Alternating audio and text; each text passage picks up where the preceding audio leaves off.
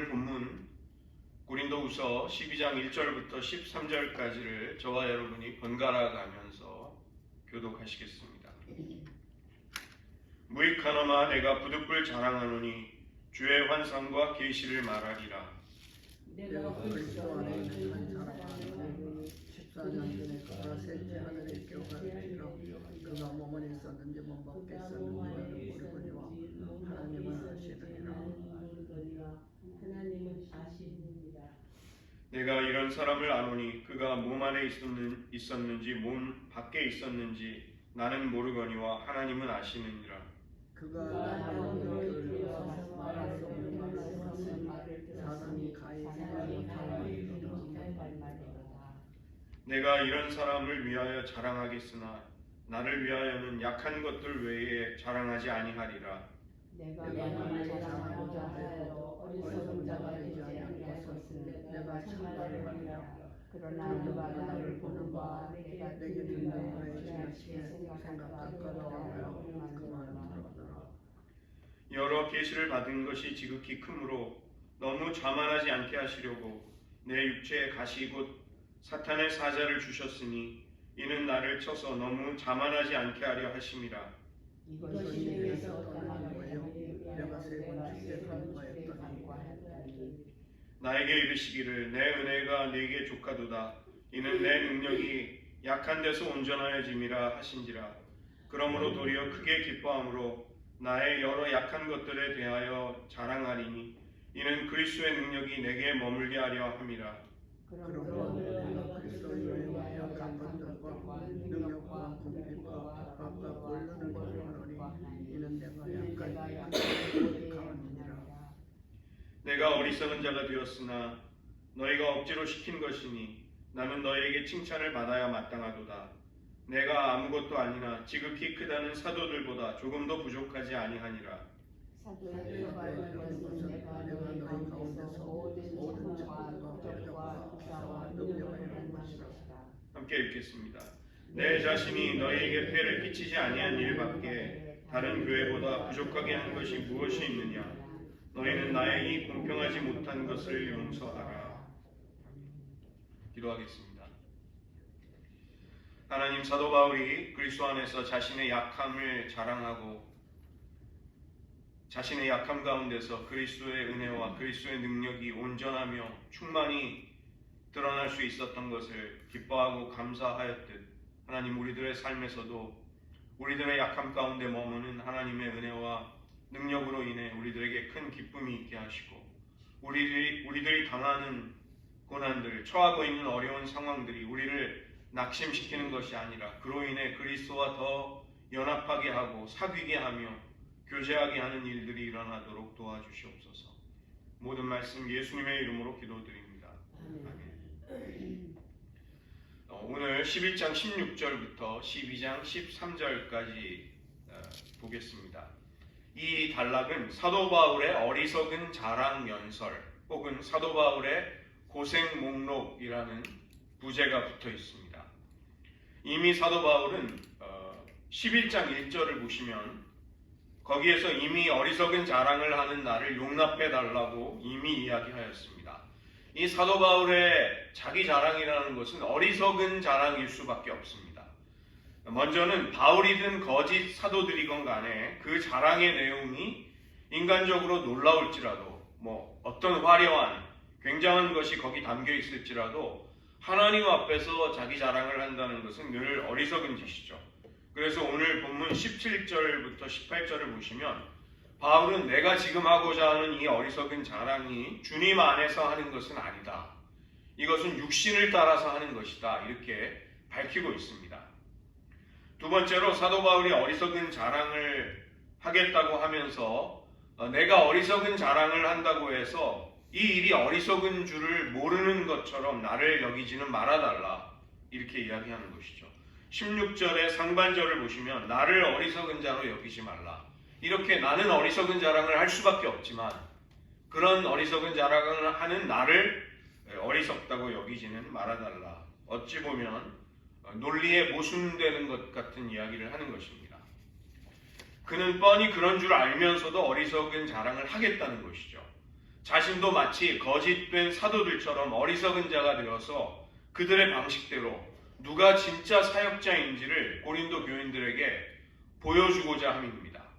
그래서 마음껏 자랑할 수 있도록 나를 어리석은 자로 좀 용납해달라 이렇게 부탁을 하고 있습니다. 바울이 여기서 분노하고 주목하고 있는 것이 11장 20절에 나옵니다. 고린도 교회 교인들이 거짓 사도들을 대하는 태도입니다. 누가 너희를 종으로 삼거나 잡아먹거나 빼앗거나 스스로 높이거나 뺨을 칠지라도 너희가 용납하는도다.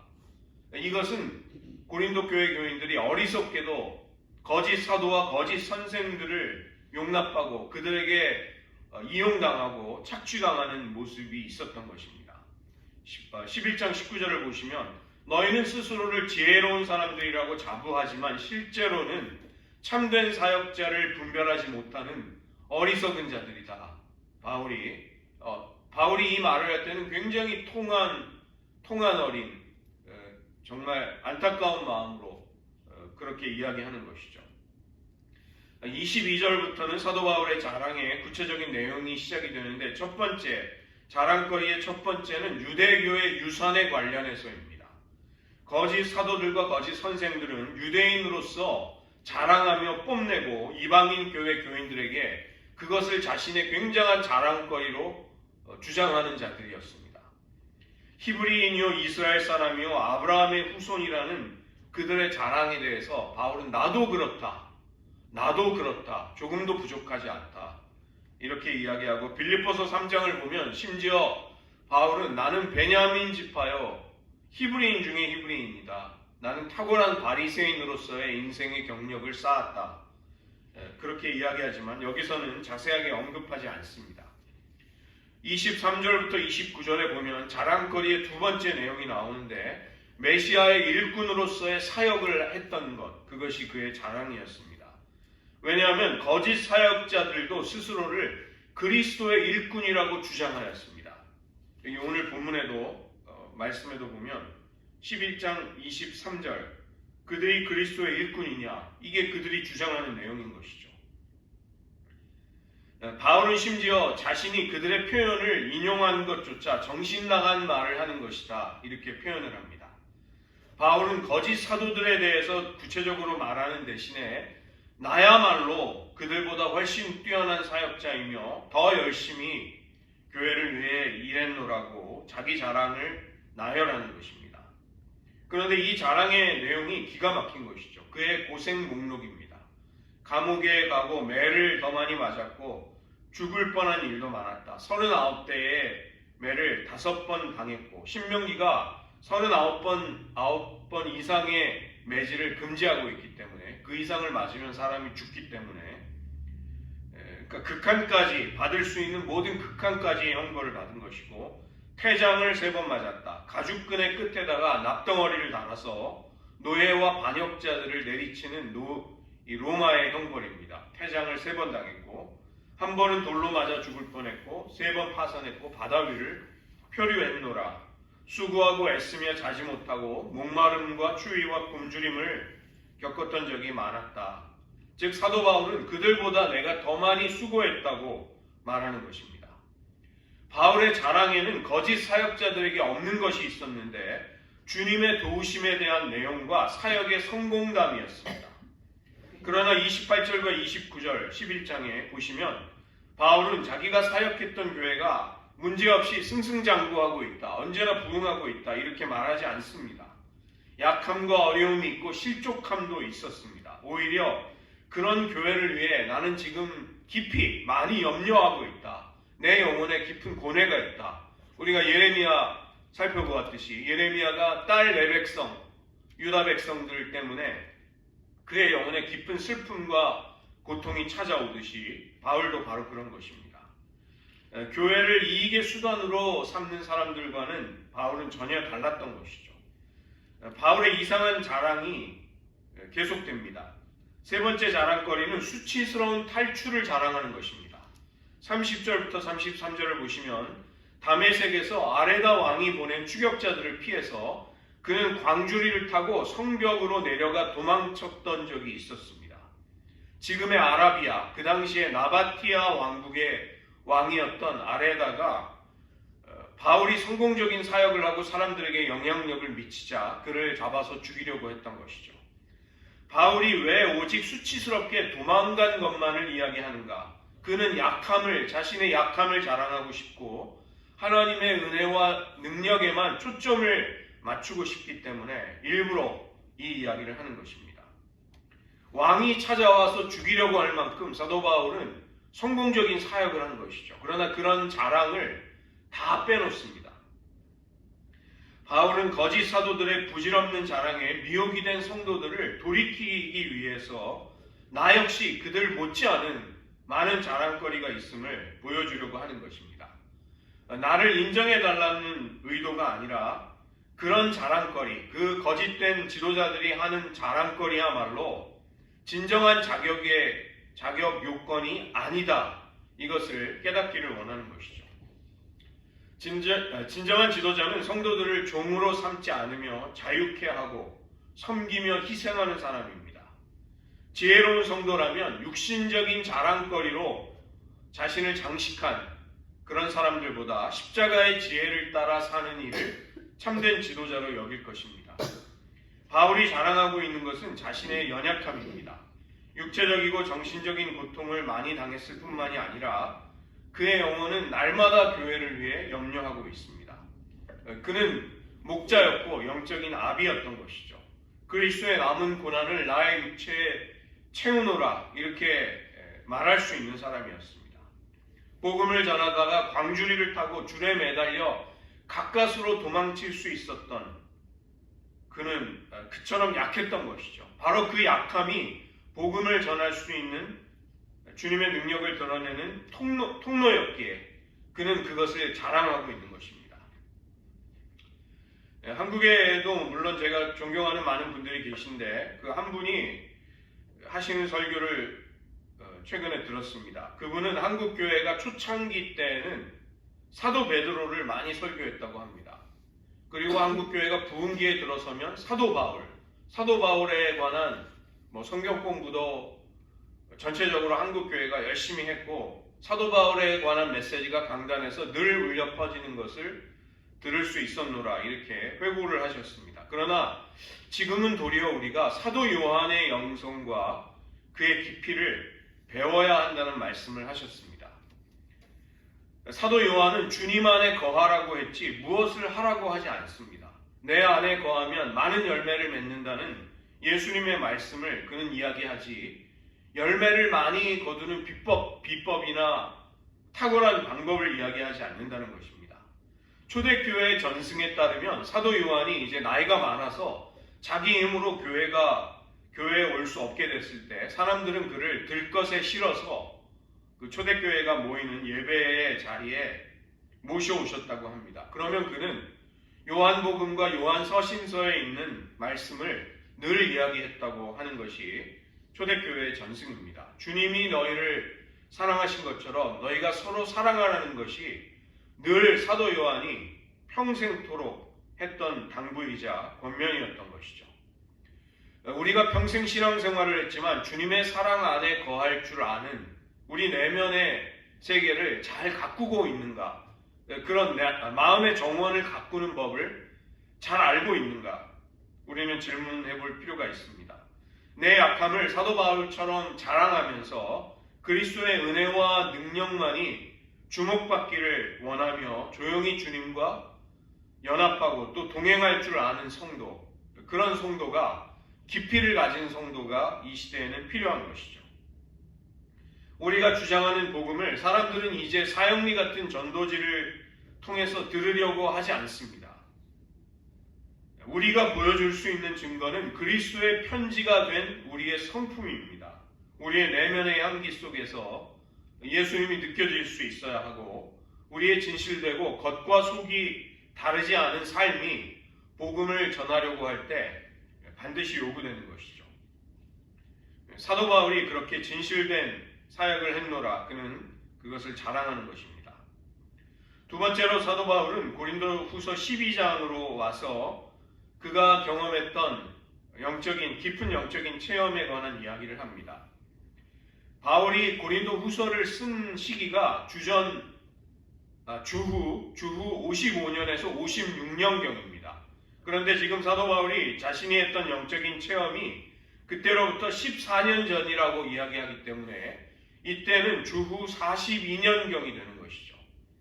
12장 1절을 보시면 내가 부득불 자랑한다. 여기에 조동사 데이, 헬라어 조동사 데이가 있는데 데이는 반드시 그렇게 해야 한다는 당위성, 의무, 꼭 그렇게 해야 한다는 말입니다. 예수님이 십자가의 순환을 예고하시면서 내가 반드시 순환을 당하고 반드시 죽임을 당하리라. 그때 예수님이 이 똑같은 헬라어 데이를 가지고 말씀하십니다. 예수님이 반드시 그렇게 돼야 한다고 했을 때 그것을 신적인 당위성이라고 말합니다. 하나님이 자기의 아들이 반드시 그렇게 고난을 받고 반드시 죽임을 당하기를 원하시기 때문에 그 일이 꼭 일어난다는 것입니다. 이 똑같은 단어가 여기 사도 바울이 내가 부득불 자랑하리라. 꼭 내가 자랑할 수밖에 없노라. 꼭 그렇게 자랑해야만 한다. 이렇게 말하는 것이죠. 그의 영혼이 육체 가운데 있었는지 혹은 영혼이 육체로부터 빠져나오는 유체 이탈을 해서 빠져나와 있었는지 모를지라도 아무튼 그는 하나님만이 아시는 신비스러운 영적인 체험을 하게 됩니다. 셋째 하늘에 들어갔다는 것은 유대교에서 하늘의 성전이 셋째 하늘에 있다는 것을 염두에 두는 것이죠. 하나님의 보좌가 있는 곳입니다. 즉 그는 하나님께 가장 가까이 이끌려가는 체험을 한 것입니다. 그 하늘의 지성소, 낙원에서 그는 사람이 말할 수 없는 말, 인간의 언어로는 표현할 수 없는 하나님의 말씀을 듣습니다. 거짓 사도들의 영적인 체험, 그들의 자랑거리를 확실히 눌러넣기 위해서 사도 바울은 자신의 깊은 영적인 체험을 이야기하죠. 그러나 아울러서 그는 왜 이런 체험을 인용하는가? 참된 자랑이 무엇인가를 가르치려고 하는 것입니다. 그가 그토록 놀라운 체험을 했지만 그 삼층천 체험마저도 그는 무익한 것이다. 그것이 그렇게 중요하지 않다라고 평가합니다. 그는 내가 이런 놀라운 체험을 했다고 이야기하지 않고 그가 그런 사람이 어떤 사람이 그런 체험을 했다. 1인칭으로 이야기하지 않고 3인칭으로 이야기하는 것입니다.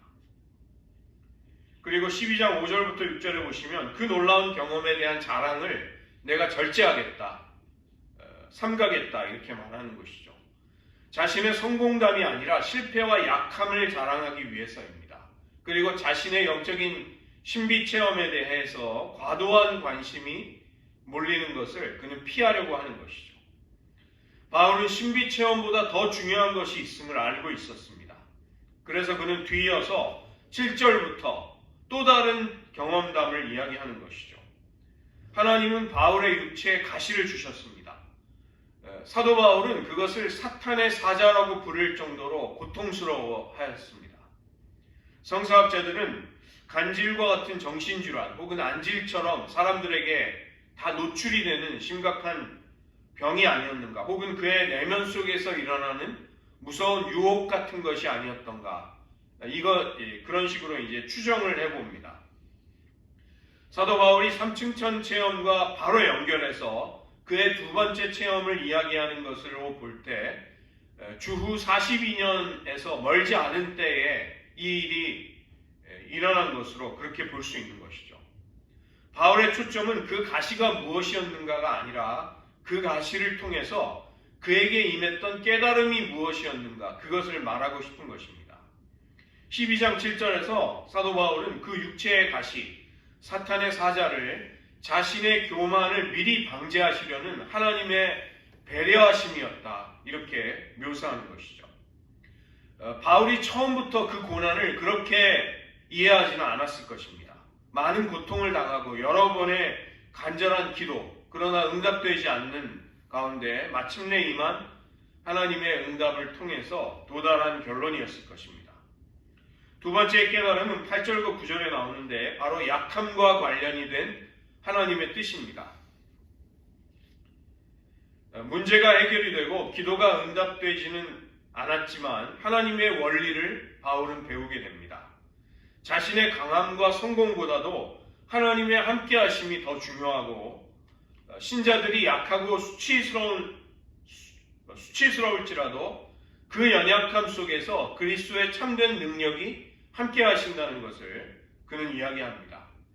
이 두 번째 사건이 바울의 사역의 태도, 그의 인생 전체를 사실은 바꾼 것입니다. 강해야만 하고 극복하고 성취하고 성공해야만 하는 세상의 방식 대신에 그리스도 안에서 약하고 실패한 것과 같은 연약함조차 자랑하며 그는 기뻐할 수 있게 된 것이죠. 산산수훈의 팔복과 같이 그리스도를 위해 욕을 당하고 박해와 곤고함을 겪게 되는 것을 그는 무엇보다 큰 상급으로, 승리로 그렇게 받아들이게 된 것입니다. 물론 바울이 여기 약한 것을 자랑하고 있음을 오해해서는 안 되겠습니다. 우리는 여전히 최선을 다해야 하고 하나님이 기뻐하시는 것을 이루기 위해 또 더 발전하기 위해 노력을 해야 하는 것이죠. 그런 선한 노력이 무가치하다는 것을 바울이 말하는 것은 결코 아닙니다. 도리어 우리가 아무리 자랑스러운 일을 해냈다 할지라도 그런 조건을 갖추었다 할지라도 그것이 우리의 진정한 자랑거리는 되지 못한다는 것입니다. 우리가 이토록 연약하고 죄 많고 신실하지 못할지라도 우리 안에서 하나님이 행하시는 일들을 우리는 자랑할 수 있어야 합니다. 아직 하나님과 화목되지 못하고 하나님과 원수되었을 때에 자기 아들을 내어주신 하나님의 그 엄청난 은혜, 우리는 그것을 늘 자랑하는 사람이 되어야 하는 것이죠. 하나님은 바울의 바램과 소원에 응답하지는 않으셨지만 하나님의 뜻에 따라서 그에게 응답하신 것입니다. 이 경우에는 기도에 대한 거절 자체가 그분의 은혜이며 응답이었습니다. 연약함을 제거하고 강한 모습으로 더 많은 것을 해내는 사람이 되는 대신에 그는 연약함을 가지고서 겸손할 수 있었고 하나님만을 자랑하고 의지하는 사람이 되기를 기뻐하게 된 것입니다. 마지막으로 12장 11절부터 13절이 세 번째 단락인데 그는 그의 자랑을 마무리하고 있습니다. 바울은 내가 잠시 어리석은 자가 되어서 너희 수준에 맞추어서 그런 자랑을 늘어놓았노라고 이야기합니다. 자화자찬을 하는 거짓 지도자들에 비해서 바울은 성도들의 칭찬과 사랑을 나는 마땅히 받을 만하다 이렇게 이야기하는 것이죠. 자기 스스로를 지극히 크다는 사도들이라고 일컫는 거짓 지도자들에 비해서 오직 나만이 진실된 사역자임을 그는 말하고 싶은 것입니다.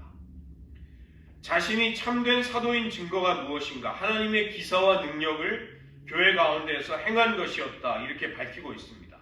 그런데 그런 하나님의 능력을 인간적인 지혜와 말의 화려함, 사람들을 현혹시키는 수사학을 가지고 행한 것이 아니었습니다. 그는 하나님의 성령의 능력으로 그 모든 것을 했고 특별히 고난을 참아내며 인내하는 가운데 기사와 능력을 행할 수 있었던 것이죠. 사도 바울이 기사와 능력을 행할 수 있었던 방법은 고난을 인내하고 그것을 겪어내는 것이었습니다. 바울은 마지막으로 내가 너희들에게 부담을 주지 않으려고 한 것 외에 경제적으로 내가 자립하여서 너희들에게 부담을 주지 않으려고 한 것 외에 다른 교회들에 비해서 부당하게 대우한 것이 무엇이 있느냐? 아무것도 없다. 이렇게 말하는 것이죠.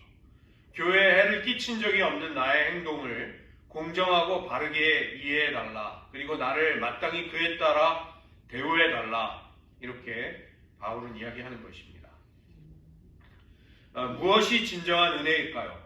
하나님과 그분의 은혜 외에는 모든 것들을 상대적인 것으로 불완전한 것들로 볼 수 있는 안목을 얻게 되는 것이죠. 고난 중에도 찬미하고 형통할 때에도 그 성공을 자신의 성취로 여기기보다는 하나님께 감사할 줄 아는 심령을 가지는 것, 그것이 은혜입니다. 바울은 정말 대수롭지 않게 남의 이야기를 하듯이 자신이 14년 전에 겪었던 3층 천에 올라가서 하나님께 차마 인간의 언어로 말할 수 없는 그런 말을 들었던 계시의 체험을 이야기합니다. 그 체험을 자랑하기 위해서가 아니라 그 이야기에 뒤이어서 육체의 가시, 사탄의 사자를 제거해 주시지 않았던 하나님의 섭리를 경험하면서 하나님께 들었던 말씀을 전해주기 위함입니다. 내 은혜가 네게 족하도다. 이는 내 능력이 약한 데서 온전하여집니다. 이 시간 저희를 말씀을 의지하면서 함께 기도하기를 원합니다. 우리에게도 우리의 약함 때문에 좌절하거나 낙심하거나 의기소침하게 되는 때가 있습니다. 그러나 우리가 거기에 깊이 빠져서는 안 되겠습니다. 오늘 말씀에 따르면 그리스도의 능력을 우리의 약함 속에서 경험시켜 주시기를 우리는 구할 수 있는 것입니다. 우리가 도리어 연약하기에 그리스도의 능력이 온전케 될 수 있다고 사도 바울은 말씀하고 계십니다. 우리의 여러 약한 것, 우리가 주를 위해 고생하고 고통을 당했던 것, 그것이 그리스도의 능력이 우리 위에 머무는 삶으로 이어질 수 있는 것이죠. 우리에게 그러한 은혜를 주시옵소서. 우리가 우리의 약함으로 인해 낙심하거나 또 절망에 빠지지 않게 하시고 우리의 약함 위에 머무시는 하나님의 능력을 의지하는 법을 배우게 하여 주시옵소서. 때로는 우리의 기도가 응답이 되지 않을지라도 그 가운데서 우리에게도 내 은혜가 네게 족하다고 말씀하시는 하나님을 뵙게 하옵소서. 이 시간 잠시 기도하는 시간 가지겠습니다. 하나님 아버지, 우리들 역시 많은 인생의 연약함을 경험하며 고통과 환난을 겪고 다른 사람들이 우리의 머리 위로 밟고 지나가는 체험을 합니다. 우리가 감당할 수 없는 연단과 힘든 일들이 우리의 인생을 산산조각 내는 것처럼 다가올 때가 있습니다. 하나님 그때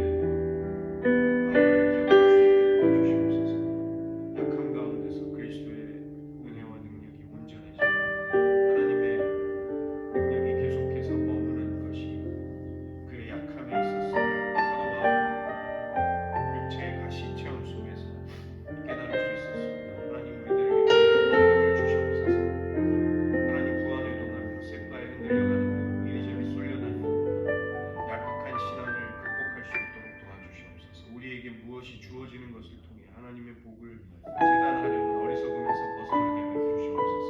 주님과 깊이 동행하며 연합하고 주님을 기뻐하고 사랑하는 것이 우리에게 주어진 가장 큰 보상이요 상급인 것을 알고 그것을 즐거워하는 신앙생활을 할 수 있도록 하나님 도와주시옵소서. 하나님 무엇으로 이 세대 사람들에게 복음을 전할 수 있겠습니까? 하나님 우리들의 모순되지 않은 거짓되지 않은 복음의 일치되는 삶의 행실과 인격이 그리스도의 사랑과 은혜를 증거할 수 있도록 하나님 도와주시옵소서. 하나님 우리들에게도 많은 연약함이 있습니다. 이 교회가 처하고 있는 약함이 있습니다. 하나님 그러나 그리스도의 능력이 계속 우리들에게 임하시고 역사하시며 주님의 능력과 사랑이 우리 가운데 온전히 하나님 우리 가운데 주시옵소서. 기도하겠습니다. 하나님 아버지, 심지어 우리들이 약할 때조차 하나님은 우리들 가운데 하나님의 은혜와 능력을 온전케 하시는 하나님의 일들을 행하실 수 있음을 깨닫습니다. 하나님 우리들이 처하고 있는 많은 약함과 부족함들, 그것이 우리들을 절망케 하거나 제한하지 않도록 도와주시고 도리어 우리가 약하기에 더 하나님을 의지하고 하나님만을 자랑하고 우리들에게서 모든 인간적인 교만함들을 다 제하여 주시는 하나님의 은혜의 손길을 경험하게 하여 주시옵소서. 하나님 사도 바울이 그의 진실됨을 정말 간곡하게 설득하며 고린도 교회를 향한 사랑을 그의 평생에 계속 가질 수 있었던 것처럼 하나님 우리들도 때로는 우리들이 받게 되는 오해와 억울한 우리들의 명예의 실추를 겪을 때 많이 낙심하고 낭망하게 될지라도 우리가 그리스도 안에서 진실되게 하나님을 섬기며 하나님을 사랑했던 것을 기억해 주시는 그 하나님 앞에서 우리들의 진정한 자긍심과 정체성이 하나님의 평가 속에 세워지게 하여 주시옵소서. 모든 말씀 예수님의 이름으로 기도드립니다.